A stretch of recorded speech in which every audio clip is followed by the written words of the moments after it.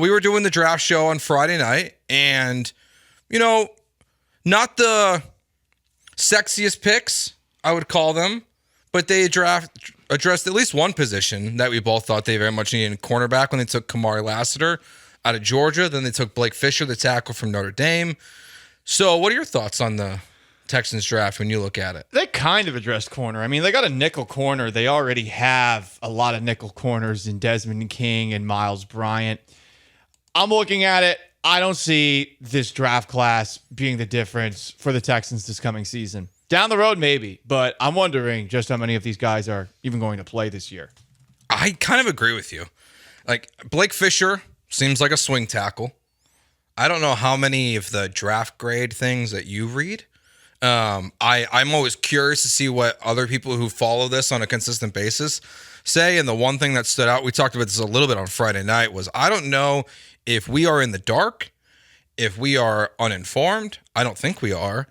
Everyone keeps saying Titus Howard is moving to left guard. He's not moving to left guard, but that's the only explanation I think there is for Blake Fisher besides just depth, which they kind of said in their press conference, like he's a depth pick at this point. But I agree with you. Like they didn't go out there and bring in guys that you're going to say, this is a day one impact guy. Maybe Lassiter is, maybe the kid out of USC is the safety, but it doesn't feel like it.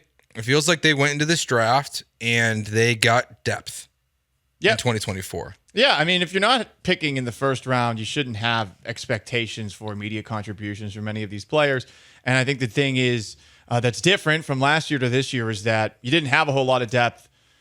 Now you're in a position where you can draft for depth. Nick Caserio said he wants to have 4 tackles. He thinks every team needs to have it. And based off of the Texans' injury history of late, he's right. But yeah, I'm not expecting to see much of Blake Fisher this coming season. Kalen Bullock, the safety that they drafted, they sounded very high on him. There's a chance that he plays a lot this coming season because it does seem like he's one of those free-range guys that actually can cover deep. And on top of that, with Cade Stover, who they got with their first pick on day 3, they seem to be very complimentary of him. So, I mean, if I'm looking at any 2 players to maybe have an immediate impact, it's those 2. But how much of one? Not much of one. Yeah, that's what the NFL draft is supposed to be. I mean, you're supposed to be adding pieces, best player available at certain spots, and you hope that they ultimately contribute at some point in time. So, not a very sexy weekend, but also not the end of the world that it wasn't a sexy weekend. Yeah, I mean, when you trade out of the first round, like this is kind of what happens. And if you're not going to be aggressive in the draft, which is kind of what we saw out of a surprise from Caserio. I mean, look, you see Kool-Aid McKinstry, Cooper DeJean go back to back, and then you take Lassiter right after that. So if you thought one of those guys was the guy you wanted, then you missed him. I think the Cade Stover pick is really fascinating. Like, this is a guy who has almost 1,000 receiving yards in 2 years, 10 touchdowns.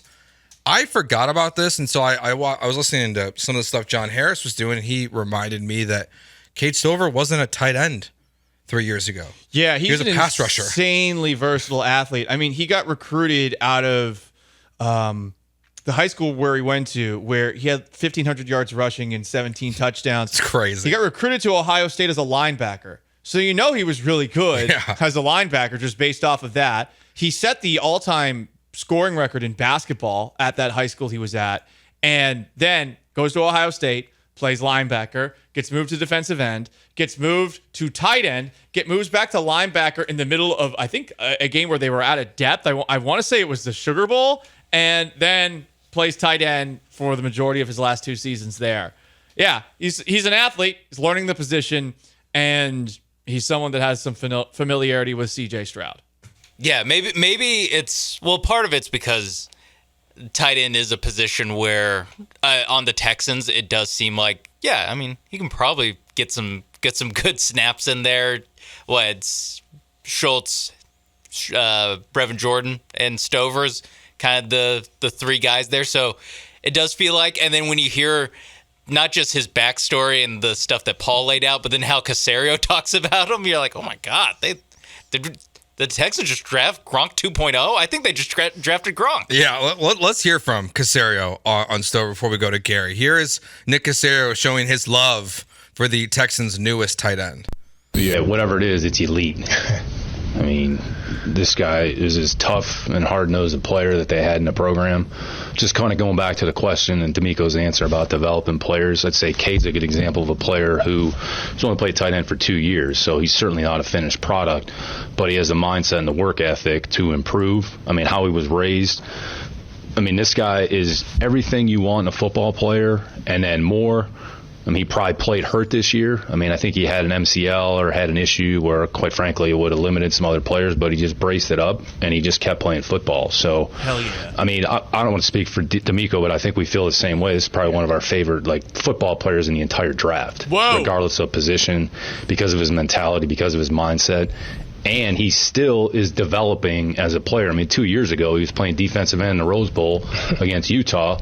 Now he's, played tight end for 2 years, and here he is getting picked in the bottom of the 4th round. And his position is, we think tight end. That's why we drafted him. So, but I mean, blue collar as they come, and from a makeup, traits, toughness, mentality. I mean, this is an elite guy. Getting his deep steel blue balls thinking about this. I mean, Nick Caserio, that's as emotional as you'll hear. One to kiss him. Yeah. What a pick. This guy is the Patriot way personified. One of their favorite players in the draft, and they got him, in the fourth round? The 4th round, the 120th pick?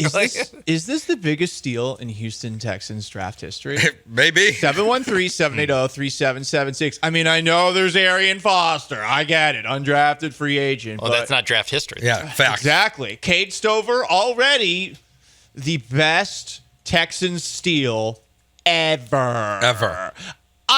I'm not going to lie, though. I did get excited hearing Nick Caserio be that excited about it. Yeah. He was also remarkably excited about Bullock, but not to that degree like he was with Stover. Maybe there was a part of Caserio who was just happy that day was finally over. Side note before we move on, day 3, oh my God. We need a clock. I bitch and moan about baseball all the time. I was waiting to do a live stream on Saturday thinking I'll get this done at 4 o'clock and be able to go out and do things. That effing thing wasn't done until 6:45 p.m. It started at 11. Yeah. What are we doing? Do we need to have all of these celebrities that are announcing the picks? I will say, Sketch did a good job announcing the pick of Cade Stover. He was getting everybody pumped up, but that took 7 hours to get through on Saturday. It was so long. It was. What did I watch? Yeah, I was going to say. So long. What am I doing with my life? 3rd round is when I am relying purely off of the alerts I get from the ESPN app for when the Texans are picking or who they just picked, and then I'll go to the app and kind of look backwards because you can just kind of scroll back, and I'm like, oh, okay, that's about all I missed. I don't know why you watched the entire I don't either. thing. I don't know what I was Especially doing. Day 3. No, Day 2 is fine. Day 3 is crazy. You know what? No good deed goes unpunished, right? Like, I mean, I do the draft show on Friday. Yeah, but you're the only one who's like, I hate the draft, and you're the only one who watched Day 3 of the draft, Paul. I'm trying to be better. Who wants to talk about Jawar Jordan? Well, everyone gets mad because, Paul doesn't like sports. Paul thinks he's above sports. True, but then I tried it, and look at this. But Day 3. Yeah, why'd you I don't know. I don't know. I really don't know. Paul's trying so hard, he tried too hard. I'm trying to make it happen on the YouTube side of things, and I thought to myself, well, if I do a live stream, I'll get some more followers out of that. Clearly, some people will discover me for the first time, and they'll be like, wow, this guy, he's so underrated. Holy crap. He's so complimentary about Solomon Burr. I guess the surprising pick for the Texans in the 2nd and 3rd round is Blake Fisher.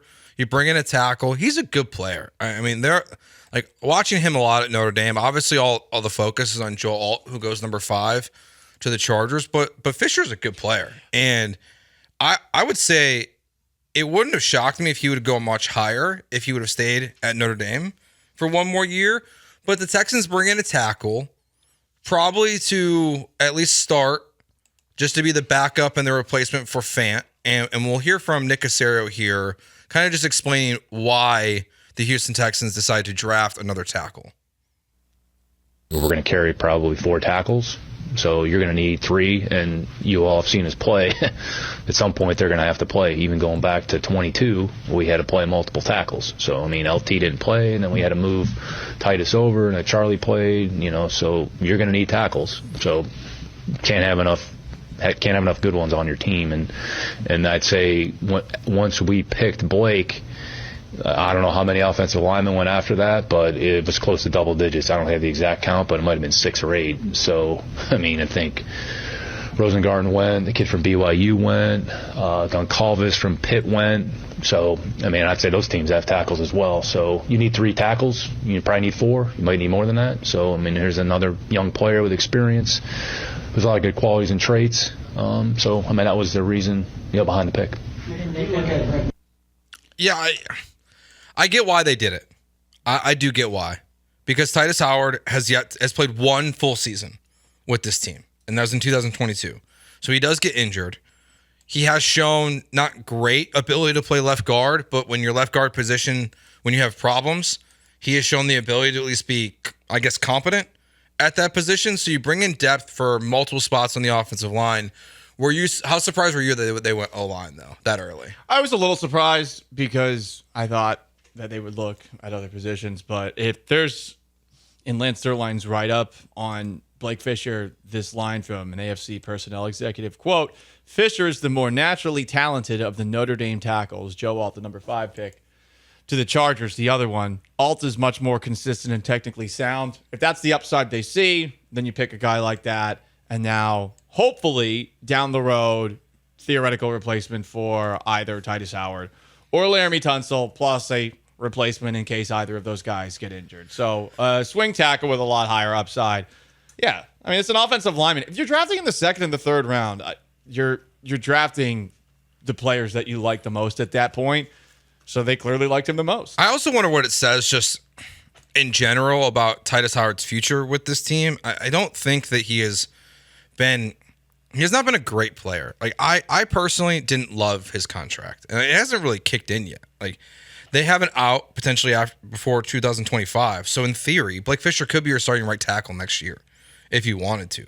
They don't have to keep Titus Howard on this team. And I heard Lance and John talking about it this morning, and I thought Lance had a good point. It was like, what has Titus Howard, what has he really earned on this team? He hasn't played great.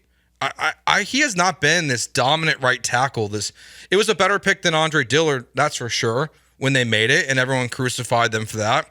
But he hasn't been this stalwart right tackle that has made everything super easy for your quarterbacks, whether it's Davis Mills, CJ Stroud, or Deshaun Watson. So it's not that I don't like Titus Howard, but even if they were looking at the future of just, hey, this guy's not performed to the level he has, so we need to bring in a higher level of competition to compete with him and push him, I'm good with all of that.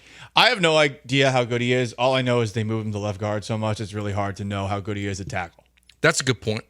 That's a good point. Right. So, I mean, look, I'm not going to act like I know anything about offensive line play. I'm too lazy to actually watch the tape. I'll leave that to Lance, but he plays a lot of left guard too, and he doesn't do so well at left guard based off of all opinions that we see online. Yeah, it's just one of those. It was a surprising pick, but it's not the end of the world. Like, it's a depth piece. And then they drafted Kalen Bullock, the safety from USC. I thought the reaction to this was funny just because everyone's like, "Oh, you're taking defensive players from USC." He looks like a good ball player. Like they liked him too. When they talked about the pick, they said that this was another guy that we had been eyeing. So, okay, you're hoping that 1, he's going to be able to play center field at safety, or 2, you're hoping that, and I saw this in Lance's write-up, that maybe he is one of those guys that you look at as a potential cornerback as well. Yeah, I thought that was interesting because the cornerback position for the Texans right now is such a... They did not get a number 2 corner. I know a lot of people are going to look at the Latimer, who they got in the 2nd round. I'm sorry. He's a nickel corner based off of what I'm reading. Have I watched the tape? No. But I don't look at that guy and think to myself, oh, yeah, the Texans have their number 2 corner with Kamari Lassiter. I just don't see that. Yeah, I don't necessarily see it either. It's a wait and see kind of a thing. It does seem like he has stone hands. I was watching his combine stuff. That's why he plays defensive back. The balls were just right off his hands. Yes, they were bouncing off his hands. He had one interception in 3 years at Georgia, but he did not allow a touchdown since I want to say, since they played Ohio State. Yeah. So all of last year he didn't allow a touchdown. It's just he just doesn't catch the ball either. Right. No one Meanwhile- catches the ball when it's thrown at his way. Bullock does catch the ball. Bullock's got 9 interceptions. picks at Yeah. the college level. They could use that. It's not just the giving up deep stuff. The Texans, like, besides Stingley towards the end of the season, they weren't great at getting the ball. No. I mean, I can't remember if Jimmy Ward or Petrie even had any interceptions last year. I think they had one combined. Great. I forgot which one had one. That's tough. Yeah. I think it was Ward because I think Petrie went from a bunch to 0 this year. So they need that as well. Here's Nick Caserio when he met with the media, just talking about the defensive backs that they added in this year's draft. We'll see. It'll be competition. I mean, Jeff and CJ play a lot of football at a high level. So, I mean, they're both big and fast. They've been here in the off-season program here for the last few weeks, so they're working hard.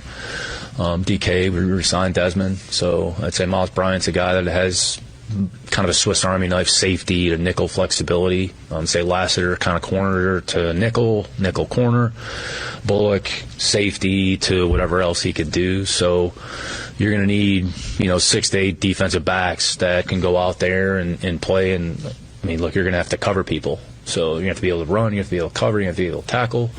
I mean, somebody's going to have to chase Worthy down the field when Mahomes is launching a ball over his head this season. So, I mean, you need 5 or 6 defensive backs. It's a space game. It's a speed game. It's a tackling game. So what happens relative to opposite Derek, we'll find out. So there's nothing that's predetermined. So we'll have a better idea, I think, in training camp how that's going to transpire. But there's a good chance we're going to probably have 5 or 6 corners on the roster. 2 or 3 are going to play on defense. Whoever 4, 5, and 6 are going to be backups. And how diverse are their roles? Going back to Coach's question here, kicking game to defense. So 1-0, 1-0, 1-1-1, 0-1-1-1, 0-1-1-1, 0-1, 1-0-1-0, 1-1-1. He's still going. Oh my God! Holy in that crap! We could, Ladies and gentlemen, Nick Caserio's back. dude. He was entertaining for the Stover thing. That one's not. And he was so like, much. hey, you know what? Watch this. I'm playing the hits. A great way to deflect from you saying that Jeff Okudah and CJ Henderson have played football at a high level is to just never stop talking. It's a fact they played at a high level. They have played at The highest high level. The highest level there is. in 3 different locations each in 4 years. The highest level. Hey, that is at the highest level, and they've also almost played on the highest amount of teams they possibly could, considering they were top 10 picks. Hey, it happens. It's the NFL. That entire answer screams, we don't have a second corner. Will they sign Steven Nelson? I don't know. Will they bring in somebody else? I don't know. They don't have a second corner. Hopefully it gets figured out in training camp. It should be a concern. They're going up against a lot of good quarterbacks. You even heard Caserio mention one of those quarterbacks in that answer, Patrick Mahomes, throwing the football over these guys. So, look, you're not going to get everything answered in the draft. The Texans have a lot more depth, but they do not have a number 2 outside corner. They have a bunch of guys that can compete for the nickel spot that you feel good about, and you would include Lassiter in there. But as far as the outside corner, oh boy. I do feel good about the depth. There's a lot of guys there. I think the depth is great, except for the second corner. Yeah, they just don't have A starter. a starter. Yeah, Everything else is fine.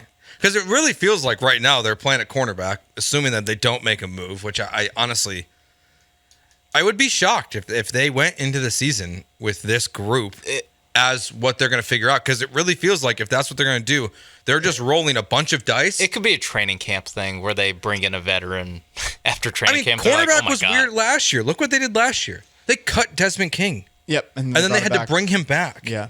So it's just it's a roll of the dice at this point. 100%. The other tricky thing is here, for all the people who are bitching and moaning about depth at wide receiver. Okay, like what's your depth at corner?